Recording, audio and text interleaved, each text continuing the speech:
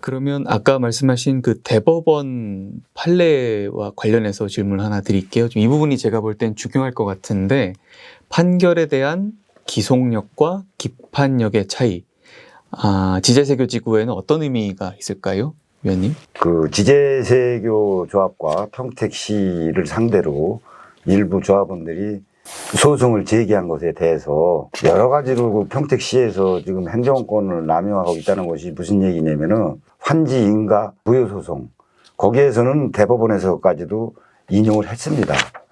환지 인가는 적법하다라고 했는데 불구하고 일부 환지 예정지가 취소됐다고 해서 이제 기속력을 따져서 환지 인가까지 취소하겠다. 그것은 말이 안 되는 얘기입니다. 왜 그러냐면은 이 기속력이라는 것이 법원의 그 판결이 난 것은 존중되어야 하고, 행정기관의 처분, 이런 처분이 있었을 때에는 그것을 임의로 취소하거나 변경을 할 수가 없어요. 그런 권한이 바로 기속력의 그 구속력을 갖는 겁니다. 네.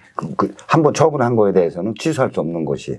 그러면은 대법원 판결에서 환지 인가가 적법하다고 판결을 했는데 기속력을 따져서 환지 인가까지 취소하겠다고 겁박 아닌 겁박을 해서 그 조합을 어렵게 만들고, 조합에서 억지 춘향이식으로 환지 예정지 지정 취소뿐만 아니라 개발 계획 변경을 들어갔다는 것은 시의 그 행정적인 그 상당히 그 부정적인 부당한 그 행정을 지금 하는 것이고, 또 조합에는 막대한 시간과 손해를 끼치는 그런 행위라고 보여집니다. 그 시가 어떤 법원 판결에 대한 이해도가 좀 부족하다, 이렇게 볼 수도 있을 것 같은데, 저희 법조계 의견 한번 들어보겠습니다.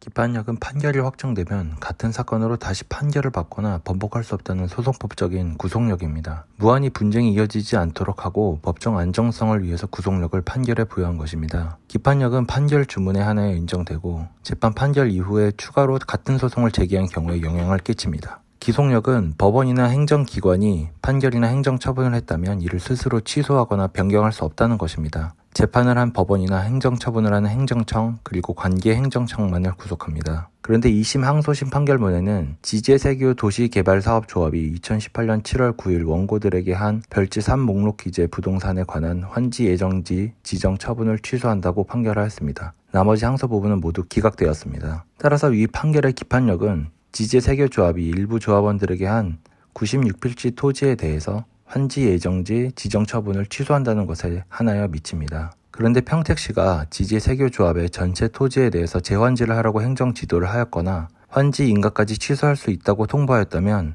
위 사건의 기판력 범위를 넘어선 판단으로 볼 수 있습니다. 물론 기판력이란 같은 소송을 다시 제기했을 때 발생하는 것이고 행정청이 처분을 하는 행위 자체에 미치는 것은 아니지만 법적 안정성과 추가적인 분쟁을 방지하는 차원에서 기판력이 존중되어야 하는 것이므로 평택시의 행위는 재량권을 남용하거나 조합의 권리를 과도하게 침해했다고 볼 여지가 있는 것입니다. 기속력 측면에서 살펴보더라도 평택시가 스스로 내린 환지 계획 인가와 환지 예정지 지정 처분 전체를 임의로 변경하는 것은 그 기속력 위반으로 볼 수가 있습니다. 평택시는 지제세교조합에 대해서 이미 2018년 3월 23일과 같은 해 7월 9일 각각 환지 계획 인가 처분과 환지 예정지 지정 처분을 하였는데, 법원의 판결 주문은 소송을 제기한 일부 조합원들에 한해서 그 소유의 별지 목록상 토지에 대해 환지 예정지 지정 처분을 취소하라는 것이므로, 이를 넘어서서 평택시가 스스로 지제세교조합의 전체 환지 계획을 취소하는 것은 기속력에도 반하는 측면이 있다고 해석될 수 있습니다.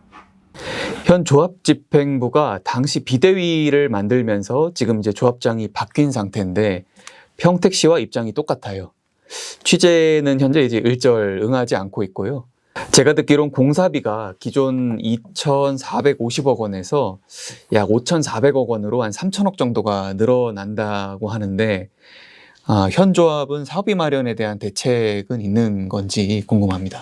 그 기존의 그 사업비 2,450억 원, 약 2,450억 원에서 지금 5,400억 원에 달하는 사업비로 지금 이제 평택시에 제안을 한 것으로 알고 있습니다. 그래서 조합에 그 간담회에도 참석을 하고 실제 제가 조합장에게 문의도 했습니다. 그 3,000억에 대한 재원 조달 계획을 좀 알려달라고. 근데 답이 없어서 현재 내용 증명을 보내놓은 상태입니다.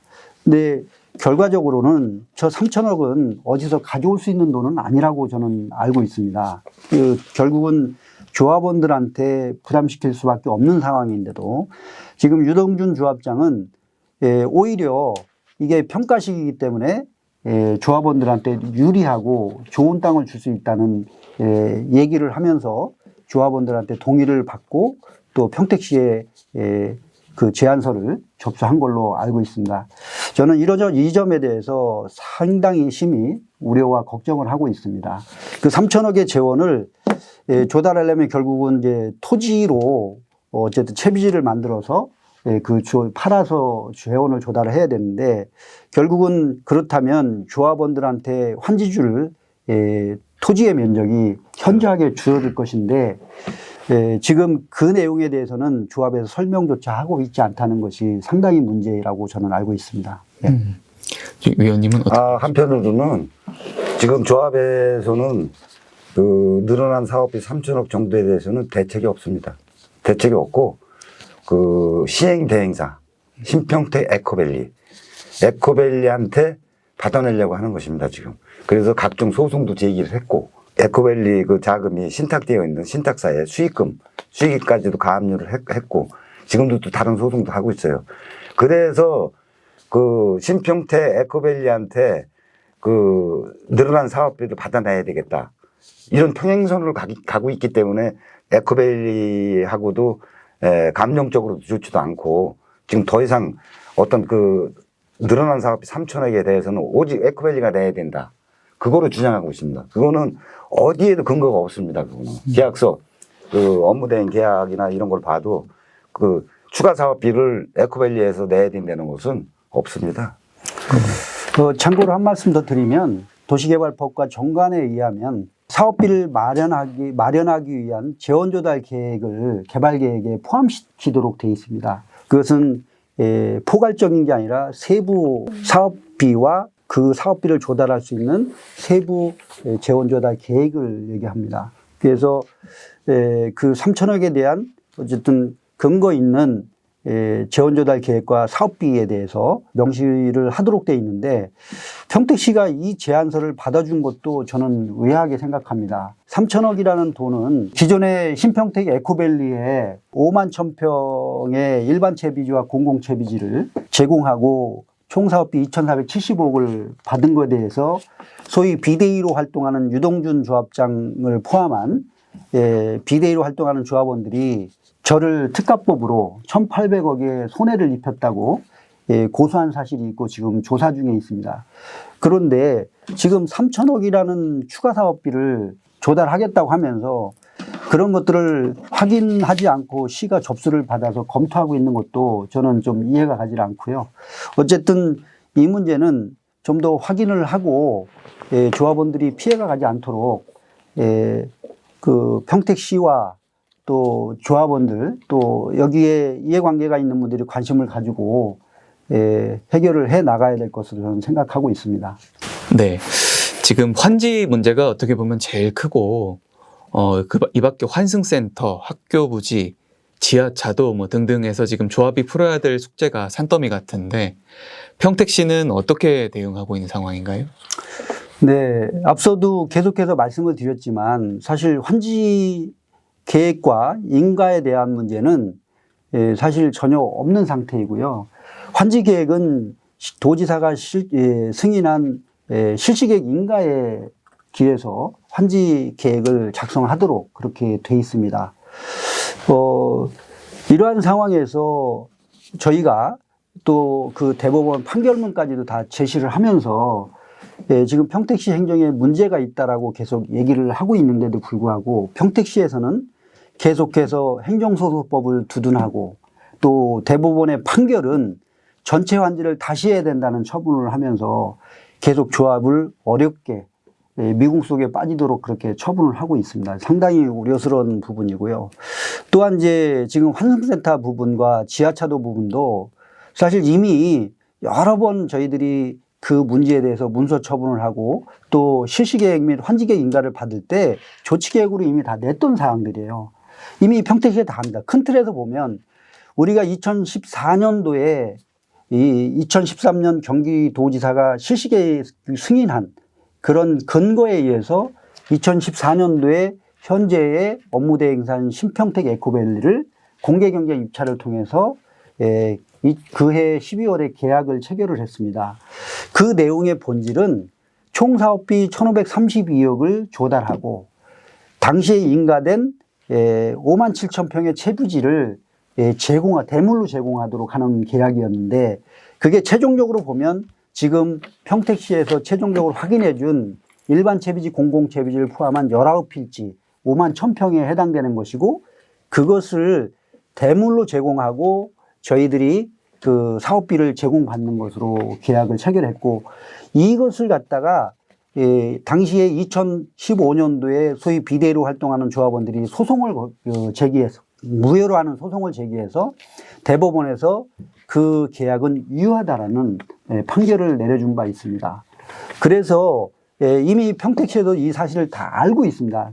여기에 중요한 것은 지금 문제가 된 환승센터는 이미 그 대법원의 확정 판결과 조합의 계약 행위로 인해서 그 소유권은 환지계 인가가 나면 시행사한테 기속되도록 돼 있는 것입니다. 다만 이제 돈을 받아야겠죠, 조합에서. 그런데도 불구하고 시에서 이런 처분하는 것은 정말 이해가 가지 않고 더욱이 당시에 2018년 6월 달에 환지계 인가를 받은 이후에 저희는 곧바로 평택시에다가 그 환승센터를 포함한 학교 부지와 그 일반 채비지, 공공 채비지 전체를 19필지를 확인을 받았습니다. 그래서 그 확인받은 걸 전제로 도시개발법과 정관에 있는 절차를 거쳐서 의사결정을 하고 또 신평택 에코밸리에 그 19필지 제공하고 2,475억 원을 저희가 전액받고 신평택 에코밸리에서는 평택시에 취득세를 납부하고 재산세를 납부하고 있는 것으로 확인이 되고 있다는 거죠. 이 사실을 다 알고 이미 평택시가 지금 취득세까지 받고 있는 상태에서 환승센터를 조성업가에 팔으라고 이게 행정처분한 것도 사실은 이게 어떤 의도인지는 의심을 갖지 않을 수가 없다는 거죠. 또한 지하차도도 마찬가지입니다.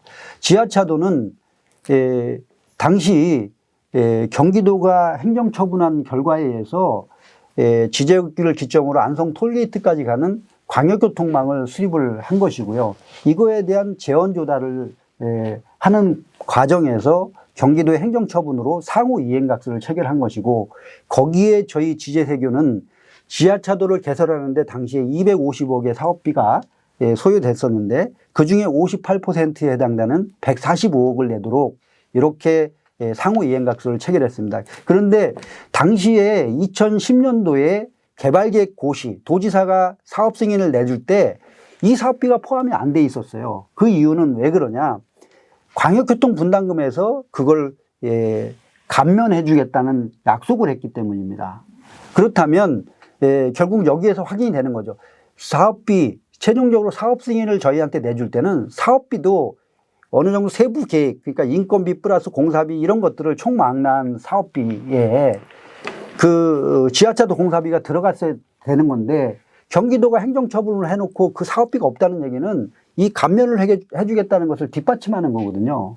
그런데 그 이후에 입장을 바꿔서 이것은 그 감면 대상이 아니라고 경기도가 처분을 하고 평택시에서는 이것을 저희 보고 계속 그 공사비를 납부하라고 하면서 최초에 145억이었던 게 지금 거의 800억에 달하는 돈을 내라고 지금 처분하고 있는 것은 정말 이해가 가지 않습니다. 이미 조합에서는 또한 그 경기도가 부과하는 광역교통분담금 160억을 다 납부한 상태로 저는 확인하고 있고요. 지금 더욱이 중요한 거는 지하차도 같은 경우는 사업 시행자가 평택시입니다. 평택시고 그럼 평택시가 그 지하차도의 개설이 필요하다라고 판단하면 평택시가 먼저 설계를 하고 개설을 하고 거기에 필요한 재원을 저희한테 합당하게 부과시키면 되는 것인데 어쨌든 지금은 실제 설계도 안 한 상태에서 계속 사업비만 부풀려 가지고 저희 보고 부담하지 않으면 공사 중지하겠다 이렇게 처분하고 있으면서 조합 사업을 어렵게 하는 것이 정말 안타깝습니다. 네, 공사 중지까지 하면서 이제 시공사인 포스코 건설에 매월 간접비를 지급을 하고 있고 시간도 계속 가고 있는데요. 공사비뿐만 아니라 공사 기간도 이제 당초 2, 3년이 늘어난다고 했는데 뭐 일각에서는 5년 이상 걸릴 수 있다는 주장도 나오고 있습니다. 이제 땅을 굉장히 조금 갖고 계신 어떤 분은 추가 부담이 늘어나서 땅이 아예 없어지는 거 아니냐 뭐 이런 얘기도 하셨는데 조합원 피해에 대해서는 어떻게 보십니까? 지금 당연히 이제 추가로 사업비가 뭐 3천억이 늘어나느니 또 공사는 진행이 안 되고 중단이 되고 있고 이게 사실상 그 도시개발 사업이라는 것이 시간이 가면서 시간이 지연되고 하면은 이 비용은 늘어나는 것 아니겠습니까? 그렇다 보면은 조그만 땅을 가지신 분들은 당연히 큰 땅 가지신 분도 더 출혈이 큰 거죠. 그래서 지금 5년이 아니라 저는 10년 가도 지금 이 상태로는 못 간다고 보고 있어요, 지금. 왜 그러냐. 시에서 지금 정리해야 될 부분이 환승센터 부지. 환승센터 부지는 당연히 주인이 따로 있어요. 엄연히 매매를 해서 매수를 해간 건데 그 신평택 에코밸리라는 대행사에서 세금까지 다 납부를 하고 대장에 다 올라가 있는 상태인데 그거를 이제 와서 시에서 조성원가에 가져가겠다고 하는 것은 이건 어불성설이라고 봐요. 지금 평택시는 지금 그 어떤 그 행정 지도라든가 이런 것을 바꾸지 않으면은 나중에 누군가는 책임져야 될 거라고 생각합니다. 그러면 이제 조합원들이 실질적으로 이제 체감할 수 있는 피해는 좀 어떤 것들이 있을까요? 아까도 말씀드렸지만 그 3천억이라는 추가 사업비가 늘었지 않습니까? 그거 대책이 없어요, 지금. 신평택 에코밸리가 가져와라. 조달을 해라. 이거거든요, 지금. 조달은 해야 되는 게 맞아요. 신평택 에코밸리에서 조달은 곧 대여죠. 대여를 해주면은 그쪽에도 뭔가를 줘야 되잖아요. 그런 계획은 없고, 신평택 에코밸리한테 무조건 사업비를 대라. 니네가 대기를 했지 않느냐. 이런 근거 없이 그 원무 대행 계약서가 최종에 정산하도록 돼 있거든요. 그래서 이미 처음에 최초에 그 사업비가 1,527억인가였었는데 그게 나중에 그 실시계획인가 변경하면서 2,400원으로 올랐죠. 그래서 그 부분을 부담을 했어요. 이미 납부를 하고 정산이 끝난 상태예요. 그럼 다시 사업비가 늘어서 추가된 사업비에 대해서는 대안을 지금 제시하는 게 없어요. 지금. 그래서 지금 땅을 적게 가지고 있는 사람이 어떤 출혈이 오는지 이제 느끼게 될 것입니다. 그러면 3천억이 늘었으면 뭐 조합원 수로 나누면 1인당 뭐 수십억을 더 부담해야 될 수도 있는 상황. 의결권 있는 조합원이 10억씩은 부담해야죠. 1인당. 결국에는 직접적인 손해로 올 거다 이런 그렇죠. 말씀이시죠. 네. 그 결국엔 이제 조합원들 입장에서는 당장 이제 눈에 보이지 않는 손해니까 조금 그런 부분들이 체감이 잘 안 되는 부분이 있는 것 같은데 실질적 손해는 굉장히 클 수 있다 말씀이신 것 같습니다. 이 문제 어떻게 해결해야 할지 한 말씀 부탁드리겠습니다.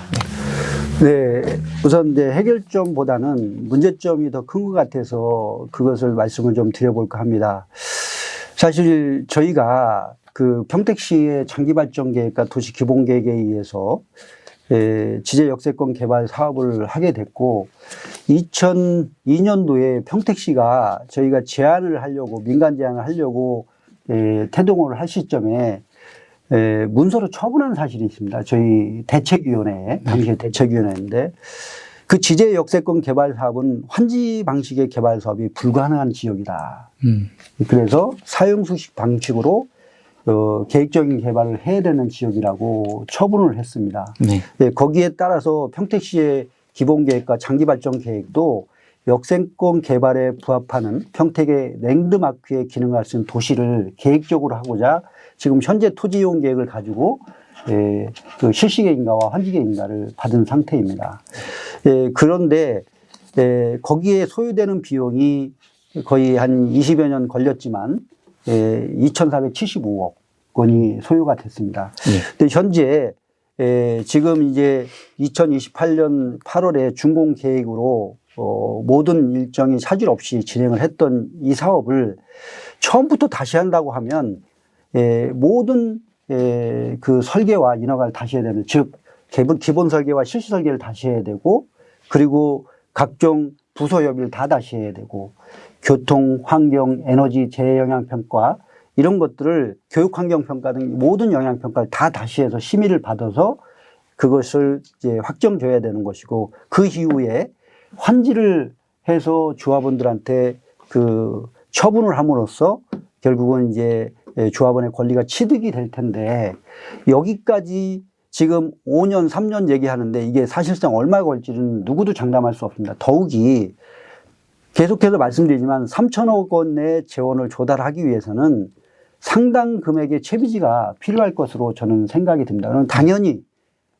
대지는 줄어들 수밖에 없는 것인데 그 택지를 소규모로 잘게 자르면서 토지 용적을 높인다는 것은 이건 불가능한 얘기라고 저는 볼 수 있습니다. 또 더욱이 나가서 지금 이미 신평택 에코밸리는 도시개발법과 정관에 의해서 또 임원회의 대의원의 총회를 거쳐서 또 인가권자의 인가를 받아서 결국은 19필지에 5만 1,000평을 소유하고 있습니다. 네.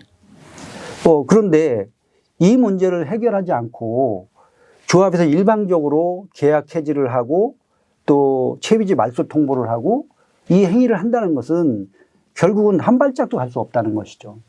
그렇다면 결국은 조합원들은 지금 조합에서 제시한 베네핏을 기대하고 있으면서 내 땅의 권리를 행사하려고 기다리고 있을 텐데 그건 실현 불가능한 일이 될 수밖에 없다.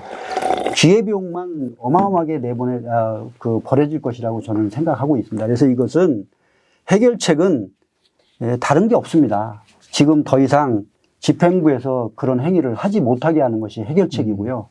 또한 이런 문제를 평택시에 시정하도록 우리 조합원뿐만 아니라 그 지역을 대표하시는 지역의 정치인들뿐만 아니라 또 언론인 이런 모든 분들이 사회 그다음에 사회 단체장들이 관심을 가지고 시에 시정을 하도록 권유를 하는 것이 저는 지금 해야 될 일이라고 생각하고 있습니다. 네. 다양한 그 계층에 그 관심이 좀 필요하다는 말씀 해주셨고요. 위원님은 어떻게 보십니까?